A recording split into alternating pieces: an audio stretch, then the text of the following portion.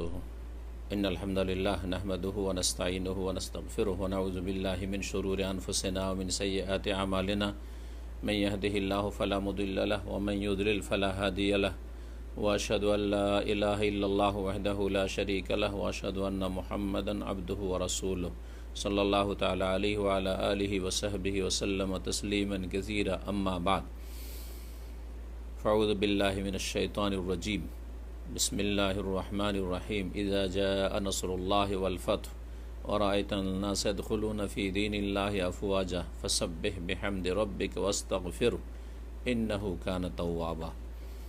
সম্মানিত দিনী ভাতৃমণ্ডলী, আল্লাহ রাব্বুল আলামিনের যাবতীয় প্রশংসা, সালাত এবং সালাম নাজিল হোক প্রিয় নবী শেষ নবী মুহাম্মদুর রাসূলুল্লাহ সাল্লাল্লাহু আলাইহি সাল্লামের উপর। আজকে 17 রমজান 1441 হিজরি মোতাবেক 10 মে 2020 আমাদের ধারাবাহিক আলোচনা এই রমজান মাসে ইমাম শেখ ইবনে উসাইমিন রহমতুল্লাহি আলাইহির কিতাব মাজালিস ও শাহরে রমাদান থেকে যে ধারাবাহিক আলোচনা চলে আসছে তার আজকে পর্ব নম্বর বা মজলিস নম্বর হচ্ছে 19। শেখ বলছেন আল মাজলিসুত তাসি আশার, 19 নম্বর মজলিস ফি গাজওয়াতে ফাতহে মক্কা তাশাররাফাহা আল্লাহু আযজা ওয়া জাল। মক্কা বিজয়ের যুদ্ধ সম্পর্কে আল্লাহ রাব্বুল আলামিন মক্কাতুল মুকাররমাকে মর্যাদার সাথে সুরক্ষার সাথে রাখুন। গত আলোচনা ছিল আমাদের বদরের যুদ্ধ সম্পর্কে, যা সংগঠিত হয়েছিল এই মাহে রমজানেই। ঠিক তেমনি এই মক্কা বিজয়ের যে যুদ্ধ, যেটি পবিত্র শহর, নিরাপত্তার শহর মক্কাতুল মুকাররমার বিজয়ের উদ্দেশ্যে এবং কাফেরদেরকে সেখান থেকে দমন করার উদ্দেশ্যে এবং তাওহীদ সেখানে প্রতিষ্ঠার উদ্দেশ্যে, শিরকে সেখান থেকে নির্মূল করার উদ্দেশ্যে যে জিহাদ হয়েছিল সেটি ছিল মোবারক রমজান মাসে। আল্লাহ রাব্বুল আলামিন 8ম হিজরিতে রাসূলুল্লাহ সাল্লাল্লাহু আলাইহি ওয়াসাল্লামের হিজরতের 8 বছর পরে 8ম হিজরিতে মাহে রমজানে এই বিজয় রাসূলুল্লাহ সাল্লাল্লাহু আলাইহি ওয়াসাল্লামকে, সাহাবায়ে কেরামদেরকে এবং মুসলিম উম্মাহকে দান করেন। এর মাধ্যমে আল্লাহ রাব্বুল আলামিন জঘন্য শিরক থেকে এই বিজয়ের মাধ্যমে আল্লাহ রাব্বুল আলামিন মক্কাতুল মুকাররমা মুসলিমদের হাতে তুলে দেন এবং সেই দিন থেকে এই নগরী ইসলামিক নগরীতে পরিণত হয়। সেখানে তাওহীদ প্রতিষ্ঠিত হয়, শিরক থেকে মুক্ত হয়, ঈমান সুপ্রতিষ্ঠিত হয়, কুফরি সেখান থেকে নিশ্চিহ্ন হয় এবং সেখানে এক আল্লাহ রাব্বুল আলামিনের ইবাদতের ঘোষণা করা হয়। সেখানে যে সব প্রতিমা পুতুল ছিল সেগুলিকে নিশ্চিহ্ন করে দেওয়া হয়। আলহামদুলিল্লাহ রাব্বিল আলামিন। এ বিজয়ের কারণ কি হয়েছিল এই সম্পর্কে সিরাতুন নবী সাল্লাল্লাহু আলাইহি ওয়াসাল্লামে যা রয়েছে তা সংক্ষেপে এখানে শেখ উসাইমিন রহমতুল্লাহ আলাইহি পেশ করেছেন। বলছেন আসবাবু হাযাল ফাতহিল আযীম, এই মহা বিজয়ের কারণ ছিল যে নবী করিম সাল্লাল্লাহু আলাইহি ওয়াসাল্লাম কুরাইশদের সাথে হুদায়বিয়ার সন্ধি করেছিলেন 6ষ্ঠ হিজরিতে। সেই সন্ধির যেসব চুক্তির দফা ছিল তার একটি দফা ছিল যে এই 10 বছরের জন্য যে চুক্তি হলো এটি একটি দফা। তার মধ্যে এই 10 বছরের ভিতরে যে চাইবে নবী করিম সাল্লাল্লাহু আলাইহি ওয়াসাল্লামের সাথে চুক্তিতে আবদ্ধ হবে। যেসব গোত্র আরবে বসবাস করে সেসব গোত্র, সে মুসলিম হোক আর কাফের হোক, তারা যদি চায় তো নবী সাল্লাল্লাহু আলাইহি ওয়াসাল্লামের সাথে চুক্তিতে আবদ্ধ হবে নিরাপত্তার। আর যদি কেউ চায় যে আমরা মক্কার কাফের কুরাইশদের সাথে চুক্তিতে আবদ্ধ হব এবং তাদের সাথে মিত্রতার ঘোষণা করব, তাতেও কোনো দোষ নেই, সেটাও করতে পারে। এরই জেরে খোজা নামক যে বংশ ছিল সেই বংশ নবী করিম সাল্লাল্লাহু আলাইহি ওয়াসাল্লামের সাথে চুক্তিতে আবদ্ধ হয় এবং বকর যে বংশ ছিল সেই বংশ কুরাইশদের সাথে চুক্তিতে আবদ্ধ হয়। এই বনু খোজা বংশ আর বনু বকর এই বকর বংশ, এই দুই বংশের মাঝে জাহেলিয়াতের যুগ থেকে রক্তাক্তের লড়াই চলে আসছিল। জি, এই যে সন্ধি দুই বংশ দুই পক্ষের সাথে করল, বকর বংশ কোরাইশের সাথে আর খোজা বংশ রাসূলুল্লাহ সাল্লাল্লাহু আলাইহি ওয়াসাল্লামের সাথে, আর 10 বছরের সন্ধি চুক্তি হয়ে আছে হুদাইবিয়া রাসূলুল্লাহ সাল্লাল্লাহু আলাইহি ওয়াসাল্লামের সাথে মক্কার কোরাইশদের বা কাফেরদের। এটিকে বকর বংশের লোকেরা বড়ই সুবর্ণ সুযোগ মনে করল, যার ফলে তারা খোজাদের ওপর রাতে অতর্কিত হামলা করে দিল, অথচ তারা নিরাপদ ছিল যে চুক্তি তো হয়ে আছে। সেখানে আরেকটি দিক ছিল যে রাসূলুল্লাহ সাল্লাল্লাহু আলাইহি ওয়াসাল্লামের সাথে মক্কার কোরাইশদের যখন চুক্তি হয়ে আছে 10 বছরের, সুতরাং যারাই এই দুই পক্ষের মধ্যে যে কোনো এক পক্ষের সাথে চুক্তিতে আবদ্ধ হবে, অন্য অন্য গোত্রের লোকেরা, তারাও নিরাপদ থাকবে। যদি কোনো পক্ষের মিত্র গোত্ররা আর এক পক্ষের লোকদের ওপর হামলা করে, তাহলে সেটা চুক্তি ভঙ্গ বলে গণ্য হবে।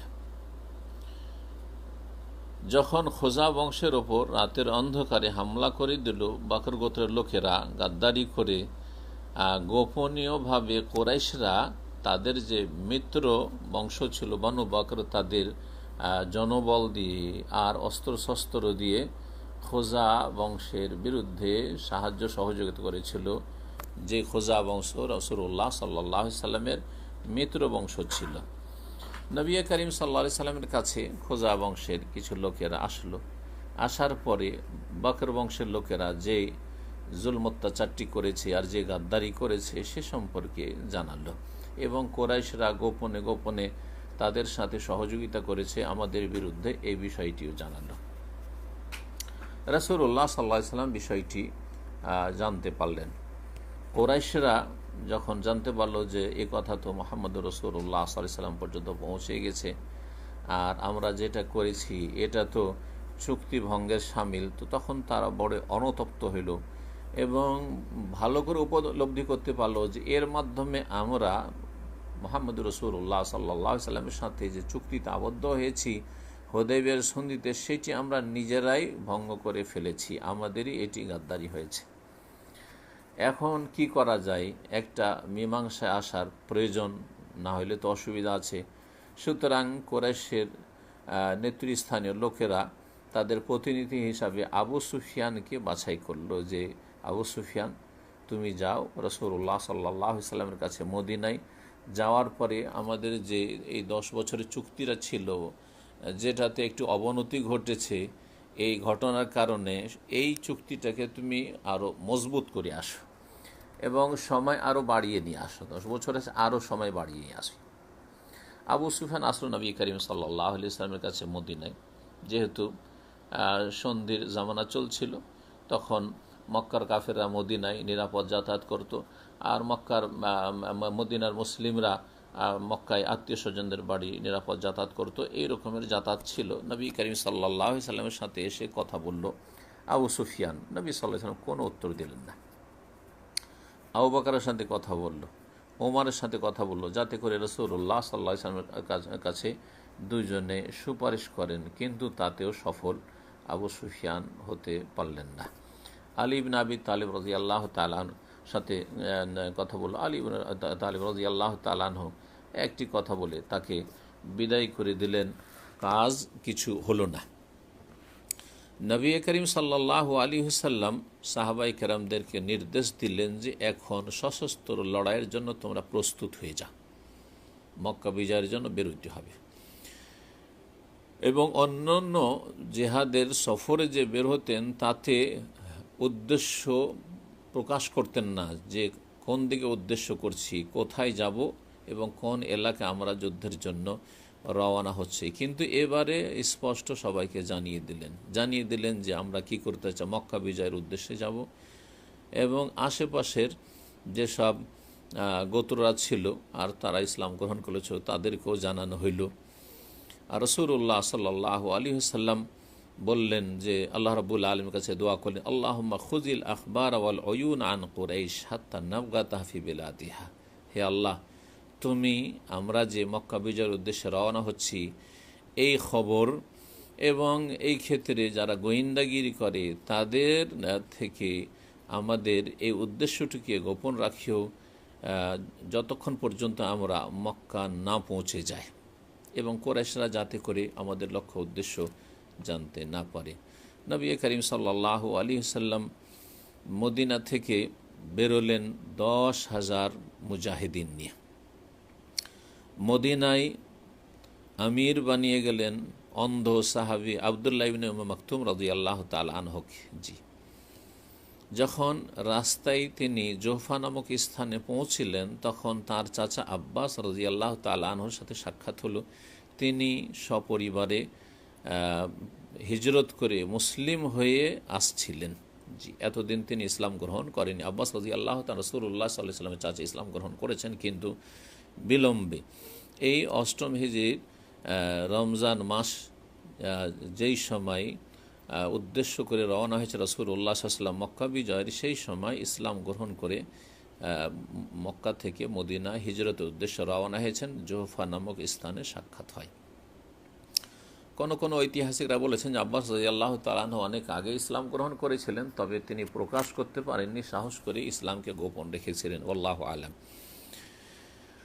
আবওয়া নামক স্থানে রাসূলুল্লাহ সাল্লাল্লাহু আলাইহি ওয়াসাল্লাম যখন পৌঁছলেন দেখলেন যে তার চাচাতো ভাই আবু সুফিয়ান বিনুল হারিস বিন আব্দুল মুত্তালিব রাসূলুল্লাহ চাচা, তার ছেলে অর্থাৎ রাসূলুল্লাহ চাচাতো ভাই আবু সুফিয়ান এবং তার ফুফুর ছেলে রাসূলুল্লাহ সাল্লাল্লাহু আলাইহি ওয়াসাল্লামের ফুফুর ছেলে ফুফাতো ভাই আব্দুল্লাহ বিন আবি উমাইয়া, এরাও চলে আসছেন ইসলাম গ্রহণ করে হিজরত করে। অথচ এরা কট্টর শত্রু ছিলেন রাসূলুল্লাহ সাল্লাল্লাহু আলাইহি ওয়াসাল্লামের। তারাও ভাই ইসলাম গ্রহণ করলো। রাসূলুল্লাহ সাল্লাল্লাহু আলাইহি ওয়াসাল্লাম তাদের ইসলাম সাদরে গ্রহণ করলেন। এবং আবু সুফিয়ান সম্পর্কে রাসূলুল্লাহ সাল্লাল্লাহু আলাইহি ওয়াসাল্লাম বললেন, আরজু আইয়াকুনা খালাফান মিন হামজা, আশা করছি যে হামজা রাদিয়াল্লাহু তাআলা আনহু আমার চাচা শহীদ হয়েছে, তার স্থলাভিষিক্ত হবে। মানে শিগগির আবু সুফিয়ানও এই আবু সুফিয়ান বিন হারিস, আবু সুফিয়ান চাচাতো ভাই আবু সুফিয়ান ইবনুল হারিস যে চাচাতো ভাই, আমার চাচা যে হামজা শহীদ হয়েছে তার স্থলাভিষিক্ত হবে, কারণ আবু সুফিয়ান ইবনুল হারিস বড় বীর যোদ্ধা ছিলেন। রাসূলুল্লাহ সাল্লাল্লাহু আলাইহি ওয়াসাল্লাম যখন মাররুজ জাহরান নামক এক জায়গায় পৌঁছিলেন, যেটি মক্কার কাছাকাছি একটি জায়গা, তখন সমস্ত সেনাবাহিনী মুজাহিদিন যারা ছিলেন, যাদের সংখ্যা ছিল 10,000, তাদের প্রত্যেককে বললেন যে তোমরা প্রত্যেকেই আগুন জ্বালাও। সবাই 10,000 মানুষ 10,000 জায়গায় ছড়িয়ে ছিটিয়ে এই মক্কার কাছাকাছি তোমরা আগুন জ্বালাও রাতের অন্ধকারে। পাহারার জন্য নিযুক্ত রাখলেন ওমর ইবনে খাত্তাব রাদিয়াল্লাহু তাআলা আনহুকে। আব্বাস রাদিয়াল্লাহু তাআলা আনহু নবী সাল্লাল্লাহু আলাইহি ওয়াসাল্লামের যে খচ্চর ছিল সেই খচ্চরে আরোহণ করলেন এবং তিনি লিয়ালতামিসা আহাদান ইউবাল্লিগু কুরাইশান, এই উদ্দেশ্যে তাকে খচ্চর দিয়ে দিলেন এবং খচ্চরে তিনি আরোহণ করলেন যে কোনো ব্যক্তিকে আশেপাশে পাওয়া যায় কি না, যারা এখন যেহেতু আমরা মক্কার কাছাকাছি চলে এসেছি, খবর দেবে কুরাইশদেরকে, কাফেরদেরকে, যে তারা নবী সাল্লাল্লাহু আলাইহি ওয়াসাল্লামের কাছে আসুক, কারণ নবী করিম সাল্লাল্লাহু আলাইহি ওয়াসাল্লাম মক্কার কাছাকাছি চলে এসেছেন মক্কা বিজয়ের উদ্দেশ্যে। এখনই সময় সুযোগ আছে, তারা যদি নিরাপত্তা নিতে চায় তাহলে নিরাপত্তার জন্য তারা দরখাস্ত করুক। আর এই পবিত্র শহর, নিরাপত্তার শহরে মক্কাতুল মুকাররমে, যাতে করে সশস্ত্র লড়াই না হয়। এইরকমই সময় ছিল যেই সময় আবু সুফিয়ান বিন হারব সেখান দিয়ে যাচ্ছিল। বাইনামা হুয়া ইয়াসির সামিয়া কালাম আবি সুফিয়ান হারব ইয়াকুল লিবুদাইল বিন ওয়ারাকা। এইরকম সময়টাই ছিল যে সময় আব্বাস রাদিয়াল্লাহু তাআলা আনহু তিনি এইরকম কাউকে খুঁজছিলেন যে মক্কার লোকদেরকে খবর দেব। সেই সময় আবু সুফিয়ানের কথা শুনতে পেলেন, সে বুদাইল বিন ওয়ারাকাকে বলছে, আপোষে তারা বলা বলি করছে, মা রাআইতুকা লাইলাতা নিরানান কাত্তু, আজকে এত কেন আগুন মক্কার আশেপাশে মাঠে এইরকম আগুন জ্বালা তো আমি কখনো দেখিনি, এত লোক কোথা থেকে আসলো। বোদাইল বিন ওয়ারাকা সে বলল আবু সুফিয়ানকে, হাজি খোজা, এটা খোজা বংশের লোকেরা হবে, তাদের আগুন হবে, তারা হয়তো প্রয়োজনে তার আগুন জ্বালিয়েছে। আবু সুফিয়ান তখন বলল, খোজা এত আকাল্য মিন যাক, খোজার সংখ্যা 10,000 হবে না, এত বেশি হবে না। ও আজাল্ল, আর ওরা এত সাহসও করবে না যে এরা এসে আমাদের আশেপাশে আগুন জ্বালিয়ে মাঠে তারা সেখানে ধুমধাম করছে। আব্বাস রাদিয়াল্লাহু তাআলা আনহু এই কথোপকথন আবু সুফিয়ান ছিল, যেটা মক্কার কাছাকাছি। তখন বললেন, মালাকা আবাল ফজল, জি। আবু সুফিয়ান ডাক দিয়ে বলছে আব্বাস রাদিয়াল্লাহু তাআলা আনহুকে, আব্বাস যা কুনিয়ত ছিল আবুল ফজল, আব্বাস রাদিয়াল্লাহু, আবুল ফজল কি ব্যাপার, কি হয়েছে? কাল, আরে জানো না, হাজা রাসূলুল্লাহ সাল্লাল্লাহু আলাইহি ওয়াসাল্লাম, এই যে আল্লাহ রাসূল সাল্লাল্লাহু আলাইহি ওয়াসাল্লাম লোকজন নিয়ে এসেছেন, এখন তোমাদের উপায় কি বলো? কালা, তখন আবু সুফিয়ান, ফামাল হিলা, তো এখন উপায় কি আপনি বলে দেন। কাল আল আব্বাস, আব্বাস রাদিয়াল্লাহু তাআলা আনহু পরামর্শ দিলেন, যেহেতু ঘনিষ্ঠ সম্পর্ক ছিল এই কাফের নেতাদের সাথে আব্বাস রাদিয়াল্লাহু তাআলা আনহু। আব্বাস রাদিয়াল্লাহু তাআলা আনহু এইমাত্র হিজরত করে রওনা হয়েছিলেন ইসলাম গ্রহণ করে। পরামর্শ দিলেন যে ইরকাব হাত্তা আতিয়া বেকা রসুল আল্লাহ সাল্লাল্লাহু আলাইহি সাল্লাম, চড়ো, তোমার বাহনে চড়ো, তোমাকে নিয়ে আল্লাহ রসুল সাল্লাল্লাহু আলাইহি সাল্লামের কাছে যাই। আস্তা মিনহু লাকা, এবং তোমার জন্য তার কাছে গিয়ে নিরাপত্তা কামনা করি, কারণ তুমি চরম অপরাধ করেছো এই কুফরির জীবনে এবং অনেক বাড়াবাড়ি জুলম অত্যাচার করেছো, সুতরাং তোমার জন্য নিরাপত্তা কামনা করি, চলো। নবী করিম সাল্লাল্লাহু আলাইহি সাল্লামের কাছে আব্বাস রাদিয়াল্লাহু তাআলা আবু সুফিয়ানকে নিয়ে আসলেন। তখন রাসূলুল্লাহ সাল্লাল্লাহু আলাইহি ওয়াসাল্লাম বলেন, ওয়াইহাকা আবু সুফিয়ান, আবু সুফিয়ান তোমার দুর্ভোগ হোক। আমা আনা লাকা আন তা'লাম আল্লা ইলাহা ইল্লাল্লাহ, এখন কি তোমার সেই সময় ঘনিয়ে আসেনি যে তুমি সাক্ষ্য প্রদান করবে, বলবে লা ইলাহা ইল্লাল্লাহ? এখনও জানতে পারলেন না, বুঝতে পারলেন না যে আল্লাহ ছাড়া কোনো সত্য উপাস্য নেই? এখনও উপলব্ধি হয়নি? এখনই কি তোমার চোখ খুলেনি? এখনও কি তোমার বিবেক হয়নি? ফাকাল, আবু সুফিয়ান বললেন, বে আবি আন্তা ওয়া উম্মি, আমার মা বাবা আপনার ওপর উৎসর্গ হোক, মা আহলামাকা, আপনি যে কত সহিষ্ণু, কত ধৈর্যশীল, ও আকরামাকা, কত যে সম্মানিত ব্যক্তি, ও আউসালা, কত যে আত্মীয়দের সাথে সুসম্পর্ক বহাল রাখনেওয়ালা ব্যক্তি। লাকাদ আলিমতু আল্লাহ কানা মা আল্লাহি গায়রুহু লা আগনা আন্নি, আমি এখন ভালো করে বুঝতে পেরেছি যে আল্লাহর সাথে যদি আমাদের এই দেবদেবীগুলো শরীক হইতো তাহলে আমার উপকারে অবশ্যই আসতো, আর আমাদের এইরকম দশা হতো না। রাসূলুল্লাহ সাল্লাল্লাহু আলাইহি সাল্লাম বলে, আমা আনা লাকা আন তা'লাম আন্নী রাসূলুল্লাহ, তোমার কি সেই সময় এখনো হয়নি যে তুমি উপলব্ধি করবে যে আমি আল্লাহর রসুল? ঠিক আছে, তাওহীদটা তো বুঝতে পেরেছো, লা ইলাহা ইল্লাল্লাহ, কিন্তু তুমি এটাও কি এখনো বোঝার তোমার সময় হয়নি যে আমি আল্লাহ রসুল সাল্লাল্লাহু আলাইহি ওয়াসাল্লাম, আমি যা বলছি তা ওয়াহির কথাই বলছি। ফাতালাকা আবু সুফিয়ান, আবু সুফিয়ান একটু দ্বিধাদ্বন্দ্ব শুরু করলো, মানে আর মুখ দিয়ে কথা বেরোচ্ছে না, হ্যাঁও বলছে না এবং নাও বলতে পারছে না। আব্বাস রাদিয়াল্লাহু তাআলা আনহু তখন আবু সুফিয়ানকে পরামর্শ দিলেন, ওয়াইহাকা আসলিম, তোমার দুর্ভোগ আবু সুফিয়ান, এখনো সময় আছে, তুমি ইসলাম গ্রহণ করো, কি করছো তুমি?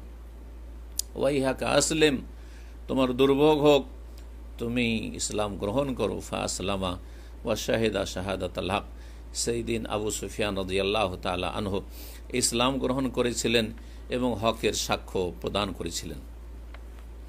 তারপরে নবী করিম সাল্লাল্লাহু আলাইহি ওয়াসাল্লাম একটি রণকৌশল অবলম্বন করলেন।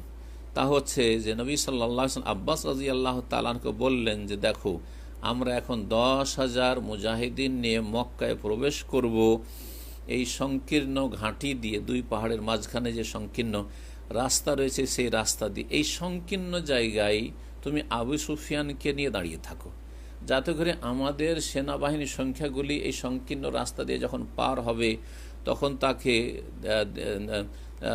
তাকে মনে হয় যে ইয়ে তো 10,000 না, 10,000 চাইতে কত যে বেশি সেনাবাহিনী রয়েছে, এবং তার ওপর একটা ভীতি সঞ্চারিত হয় এবং সে যেহেতু সেখানকার নেতা, এ ভীতি সঞ্চার হলে সে মক্কার লোকদেরকে গিয়ে বলবে যে তোমাদের ক্ষমতা নেই যে আজকে মুহাম্মদ সাল্লাল্লাহু আলাইহি ওয়াসাল্লাম এবং তার সাহাবায়ে কেরাম যারা মুজাহিদিন আছে তাদের সামনে তোমরা মোকাবেলা করতে পারো, সুতরাং তোমরা স্যারেন্ডার করো, যাতে করে তাদের মনোবল দুর্বল হয়ে যায়।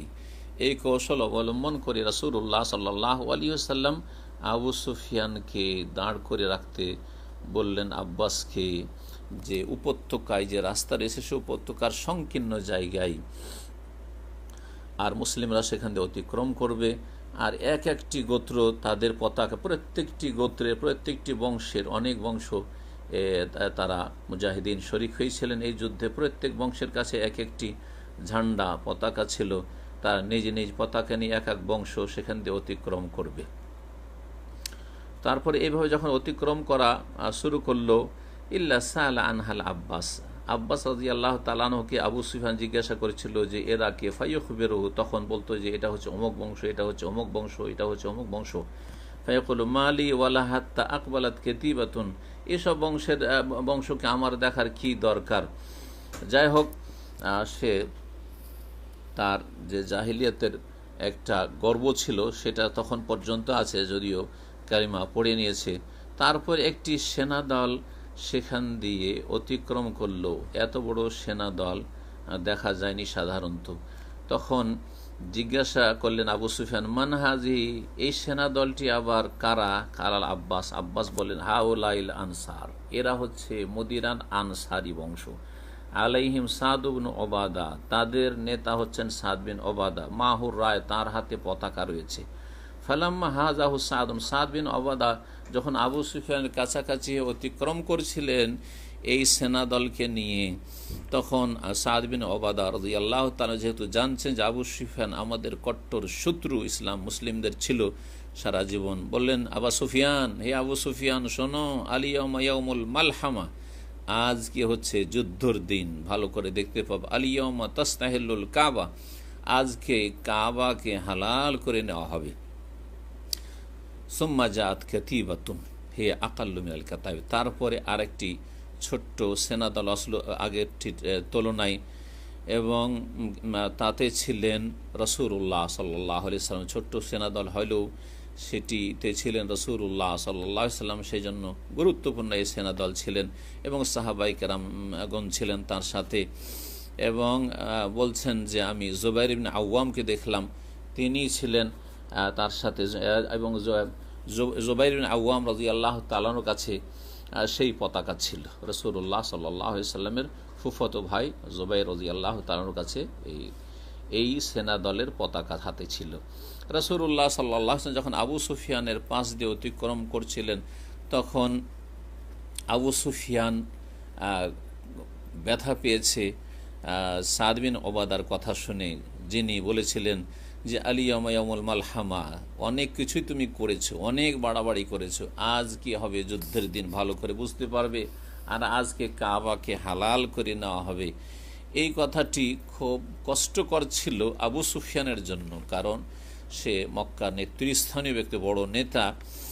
সাদ আমাকে এইরকম কথা বলেছে বলে অভিযোগ করলেন আবু সুফিয়ান রাসূলুল্লাহ সাল্লাল্লাহু আলাইহি ওয়াসাল্লামের কাছে।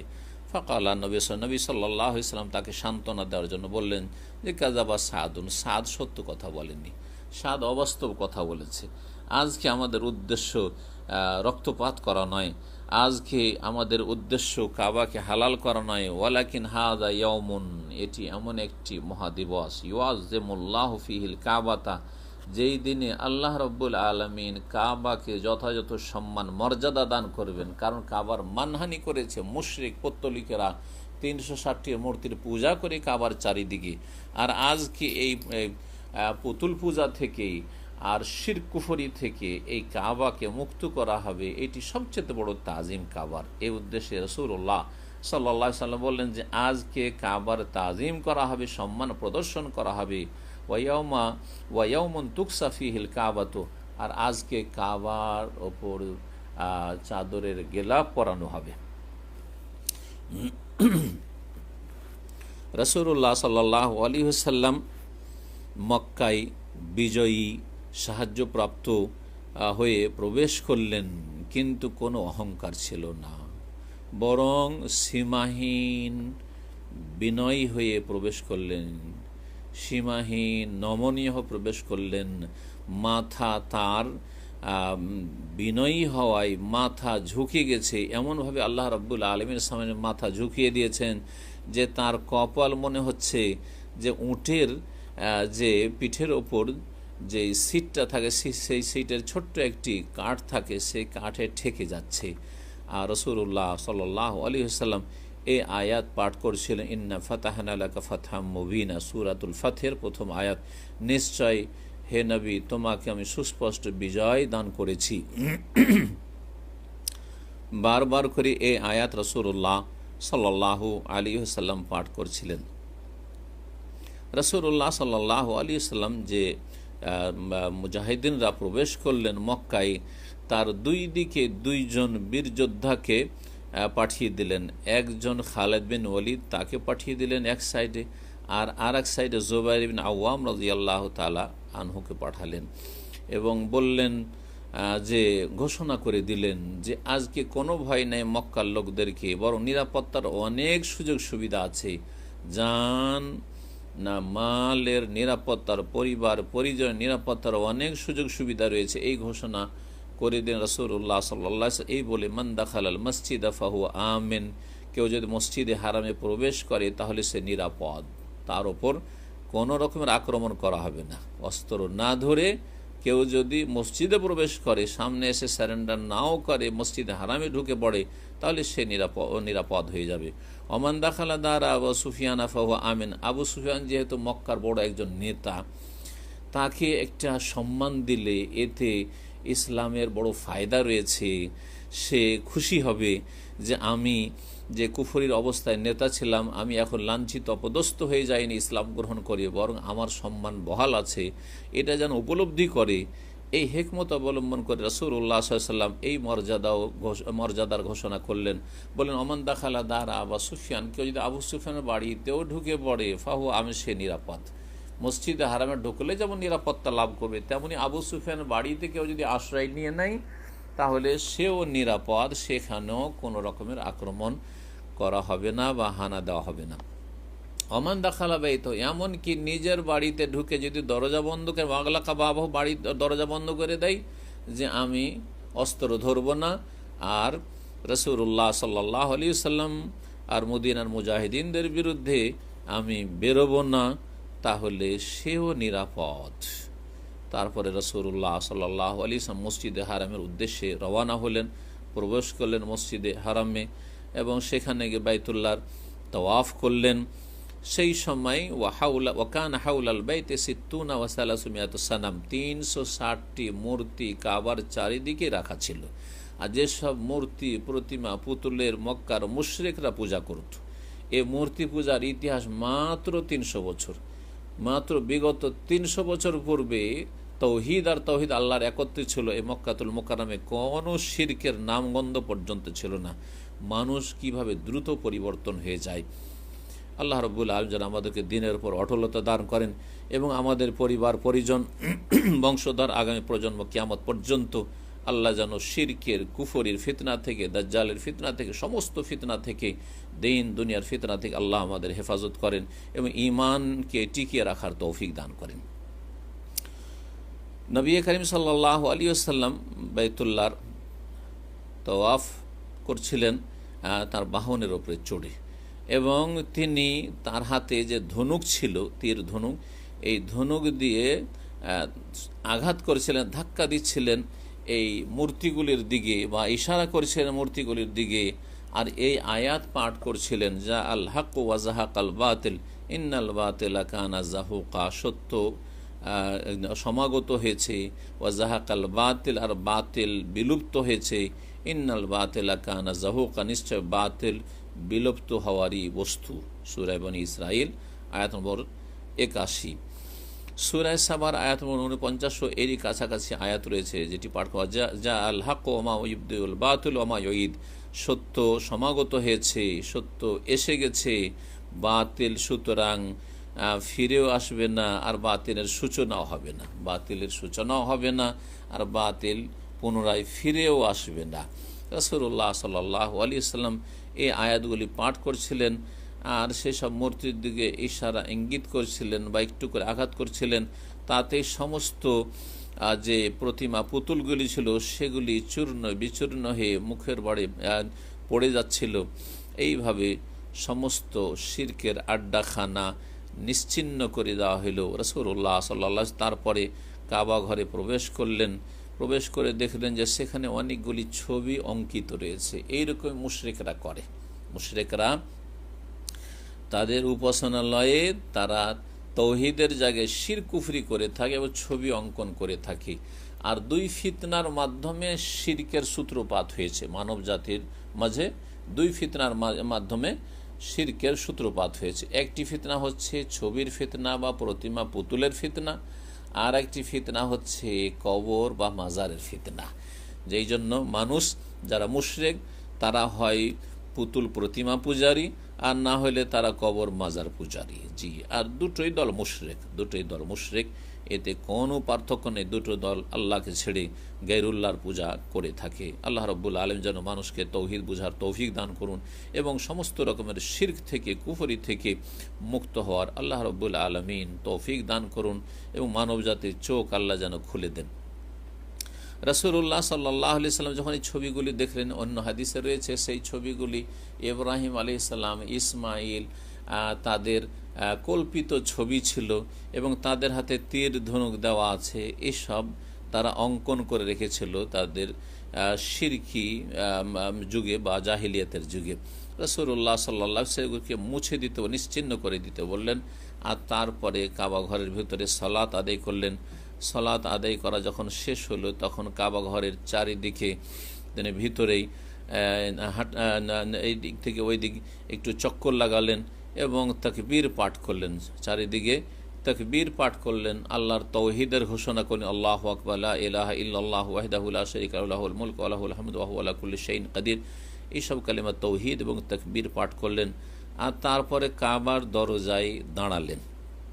কুরাইশরা তখন চারিদিক থেকে তারা দেখছিল যে কি করেন মুহাম্মদ রাসূলুল্লাহ সাল্লাল্লাহু আলাইহি সাল্লাম। আজকে রাসূলুল্লাহ সাল্লাল্লাহু আলাইহি সাল্লাম কাবার দরজার দুটো যে চৌকাট দুই সাইডে রয়েছে, দুই চৌকাটে হাত দিয়ে বললেন, লা ইলাহা ইল্লাল্লাহু ওয়াহদাহু লা শারীকা লাহু, লাহুল মুলকু ওয়া লাহুল হামদু ওয়া হুয়া আলা কুল্লি শাইইন কাদির। আল্লাহ ছাড়া কোনো সত্য উপাস্য নেই, তিনি এক ও একক, তার কোনো শরিক নেই। লাহুল মুলকু, মালিকানা একমাত্র তার। ওয়ালাহুল হামদু, যাবতীয় প্রশংসা তার। ওয়া হুয়া আলা কুল্লি শাইইন কাদির, তিনি সব কিছুর ওপর ক্ষমতাবান, সর্বশক্তিমান। সাদাকা ওয়াদাহু, তিনি তার প্রতিশ্রুতিকে সত্য করে দেখিয়েছেন। ওয়া নাসারা আবদাহু, তার বান্দার সাহায্য করেছেন মুহাম্মদুর রাসূলুল্লাহ সাল্লাল্লাহু আলাইহি ওয়াসাল্লাম এবং মুমিনদের।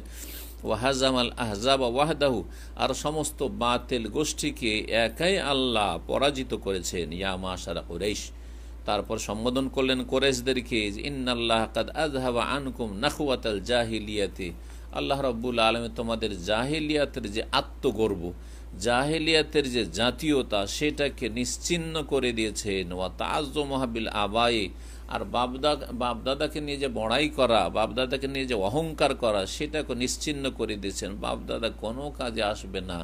আন্নাসু মিন আদম, সমস্ত মানুষ এক আদম থেকে সৃষ্ট।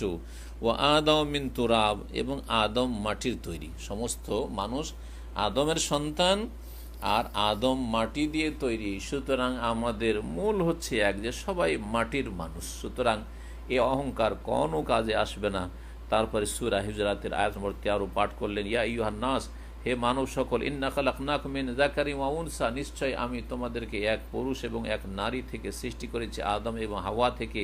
ওয়া জাআলনাকুম শুউবান ওয়া কাবাইলা, তোমাদেরকে বিভিন্ন জাতি এবং বংশে আমি বিভক্ত করেছি। লিতাআরাফু, এটা কোনো অহংকারের জন্য না, গর্বের জন্য নয়। এটা কোনো অহংকারের বিষয় নয় যে আমরা অমুক বংশের সেই জন্য আমরা শ্রেষ্ঠ, ওরা অন্য বংশের সেই জন্য তারা শ্রেষ্ঠ নয়, তারা নিচু শ্রেণীর, এমন কিছু নেই। বরং আল্লাহ যে বিভিন্ন জাতি এবং গোত্রে বংশে ভাগ করেছেন, এর উদ্দেশ্য হচ্ছে লিতাআরাফু, শুধুমাত্র পরিচিতি, পরস্পরকে চেনবে যে কে কোন বংশের, এর বেশি আর কিছুই না। আসলে সম্মানের উৎস কি? সম্মান কোথা থেকে আসে? আল্লাহ বলছে ইন্না আকরামাকুম ইনদাল্লাহি আতাকুম, নিশ্চয় তোমাদের মধ্যে সবচাইতে বেশি মুত্তাকি পরহেজগার যেই ব্যক্তি সে হচ্ছে আল্লাহর কাছে সবচাইতে বেশি সম্মানিত। তোমাদের মধ্যে যে যত বেশি আল্লাহ ভীরু, যে যত বেশি পাকমুক্ত থাকে, সে তত বেশি আল্লাহর কাছে সম্মানিত, মর্যাদাবান। ইন্নাল্লাহ আলিমুন খাবির, কারণ আল্লাহ সব কিছু জানেন এবং আল্লাহ সব কিছুর সূক্ষ্ম খবর রাখেন। তারপরে সম্বোধন করে বলে, হে মাশারা কুরাইশ, হে কুরাইশরা, আচ্ছা বলো তো দেখি আজকে মা তাজুন্নুনা আন্নী ফাইলুন বিকুম, তোমাদের আমার সম্পর্কে ধারণা কি, আমি আজকে তোমাদের সাথে কি করতে পারি বলো।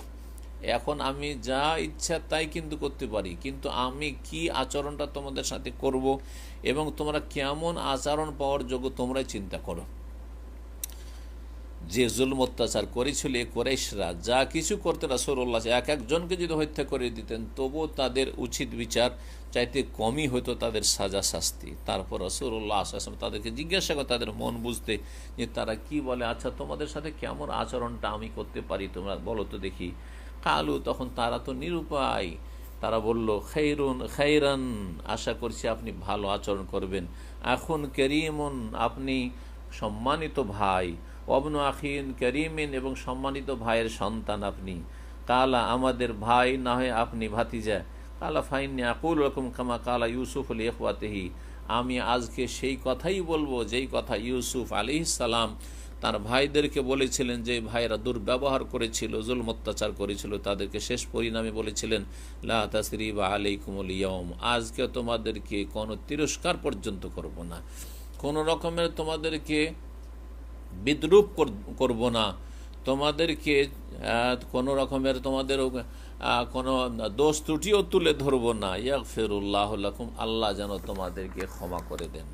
ইযহাবু ফাআনতুমুত তালাকা, যাও যাও, ফাআনতুমুত তালাকা, তোমাদেরকে ছেড়ে দিলাম, যাও তোমাদেরকে ছেড়ে দিলাম, জি বেকসুর খালাস করে দিলাম। মক্কা বিজয় হয়ে গেল সেই দিনে। দ্বিতীয় দিনে মক্কা বিজয়ের পরের দিন নবী করিম সাল্লাল্লাহু আলাইহি ওয়াসাল্লাম লোকজনকে জমিয়ত করে বক্তব্য প্রদান করলেন, খুতবা দিলেন। ফাহামেদ আল্লাহ ওয়াসনা আলী, আল্লাহর প্রশংসা করলেন, গুণগান করলেন। তারপরে এই বক্তব্য রাখলেন, ইন্নাল্লাহ হারামা মাক্কাতা, আল্লাহ মক্কাকে হারাম করেছেন, সম্মানিত করেছেন, এখানে রক্তপাতকে হারাম করেছেন। ওয়ালাম ইউহাররিমাহা নাসু, কোনো মানুষ মক্কাকে এ মর্যাদা দেয়নি, মানুষের রব স্বয়ং মর্যাদা দান করেছেন, এই ঘোষণা করেছেন।